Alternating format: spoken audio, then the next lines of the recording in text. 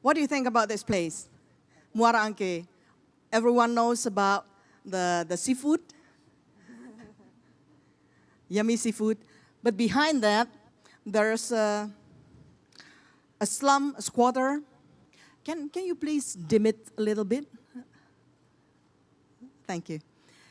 And behind that, there is a settlement of 70,000 people who live mainly from preparing your seafood, preparing your salted fish. This is the largest salt fish industry in Southeast Asia. But what's the story about this place? I know since 2012, I've been helping, assisting the government of DKI with rethinking about how to restore the slums. You know, if we are eager to have improvement, if we are eager to have challenge and change, new chances in our life, we have to prepare our vessel. We have to make space for improvement. Because without the right attitude, even the best chance is turned futile. Let's learn from Muara Angke. After 4 decades of neglect, finally, the new government, the authority has found a commitment, has found a team to make a commitment, serious commitment to improve this living condition. Hundreds of series of this kind of social housing were designed by award-winning architects from Holland. They were my friends. Somehow, during the socialization, there's a miscommunication. I don't know what happened. I was not involved in this project in the first place. But while they were socializing these projects, not a thank you, but a riot they got. Instead of a handshake, they gave thousands of fingerprints with blood. And this is what happened. Hundreds of motorcycles are surrounding the building of the government and almost burning it down, almost turning it over. And the team who designed that are being threatened with death. And at that time, I was called by Skype. I live in Holland. And then they asked me, Pauline, you have been threatened by death several times in Africa, in Kenya, and in Papua, in Madura. There are so many places when you face death and you escape death. Would you be willing to negotiate once more? And then I asked my family, and they said, okay, you can go. But what would you do? Would you see that as a challenge? Would you see that as a new chance? Would you dare to take it? I said yes. So 1 week after the riot, I came there. I do not see mobs, preman, but I saw people who are the victim of neglection by the government. I see people who are crying for the generation, crying for their living condition. But I said to them, why are you organizing new riots then? I said, if you don't have the right attitude, even the best intention of the people who wants to help you improve your living condition will turn futile, just like this. And during the negotiation, I made this poster, and I showed them, look, this is what you have right now, and this is what you could have for your sons and daughter. And they said, well, we already have what we want. We have stayed here for 4 decades, and this is what we want. And I said, think better and look into your heart. Do you really, really want to risk your life with this, for this? And look at what your kids are having daily. And I said, Your kids never knew anything better than this. This is their life. This is their adventure. While the government was offering this through the design of thematic building, specifically designed for fishermen community. And sometimes the way to open their perspective is by presenting the sheer difference about what your mindset and what the logic is. I said, look at Waduk Angke, this water reservoir, has not been visited by the government to clean it up for 3 years, and you stayed silent. How come? One thing what I learned, people who are living in such condition, they are like being blamed for being ungrateful, but actually they are also a victim for their own mindset, for their own ignorance. I said, look, if I put a fish, living fish inside, they only survive for 50 seconds before seeing their creator again. Can you imagine that those kids from Muara Angke, they're supposed to live from this kind of water reservoir?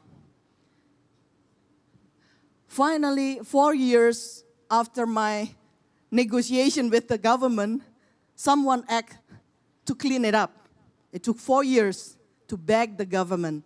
But that's not the only story.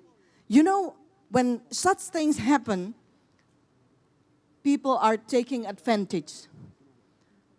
Private sector, owned by a very famous person, is providing water because the government cannot provide the facility. So they are selling clean water 10 times, 20 times the price of what pump facilitate because of the neglection. And the poor and the uneducated, they don't have any choice. What else can they do? Just pay 10 times, then pump. Pay 20 times when there is an emergency, when there is disaster. We pay for 1 cubic meter like 9,000, 8,000 rupiah. But there in Muara Angke, they paid sometimes 100, 150,000 each cubical meter. Otherwise, they have to tap from the resource, the water resource like that. And you think that's livable? And that's why we need some bureaucracy reform. And that's why when the government decide to assist and to form a special team to make a breakthrough, because reformation is really thinking out of the box and breaking, dividing walls between the dinas, between the agency of the government. You know, during my involvement from 2012 until 2017, I have conducted and coordinated cross division from housing, from water treatment, and also platform for urban design, urban planning. I connect them all and having them meet together with me only with one topic, Rumah Susun Muara Angke. Rumah Susun Nelayan Muara Angke. 76 times during 4 years. And I don't know, I don't want them to send people from their staff. I want the head of the division to come and to cooperate with me. And that's what transformation of bureaucracy means. Even the professors and the urban design researchers are coming to Indonesia to learn from the government of DKI at that time. And also the Dutch media are spending so many hours researching an in-depth interview, knowing what's the DKI of Jakarta doing for the poorest among the poor. Also Indonesian Andi Noya shedding some light upon this topic. And then it's time to go home. At that time, I lived 24 years in Holland, and then after all the negotiation, I went home. For 24 years, I lived in such a social house, student house. And then the last 2 years, our family got the chance to buy a big house. But at that time start our dilemma. How can I be engaging myself to renovate, to plan the interior when these kind of picture are coming back into my mind? Those exterior never changed for decades. Kulit kerang. The smell is enormous. And this is their interior, fish gut, from their living room up to next the bedroom where the baby sleeps. And how can I settle down peacefully in my new house while thinking that I've left my heart with those fishermen? How can I enjoy and harvest our first harvest when thinking about these kind of trees?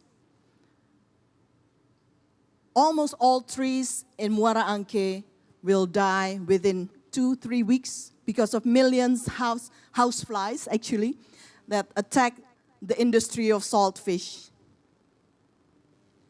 How can I be happy and not thinking about, can't somebody else do something about the kids that having this? Other city kids are playing with the slimy things, the slime.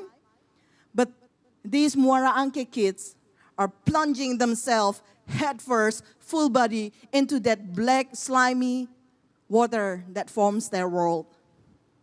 While for my kids, they're sitting right there. For my kids, it's just a few hours drive to London, to Paris, 5 hours drive. But for these kids, they could ride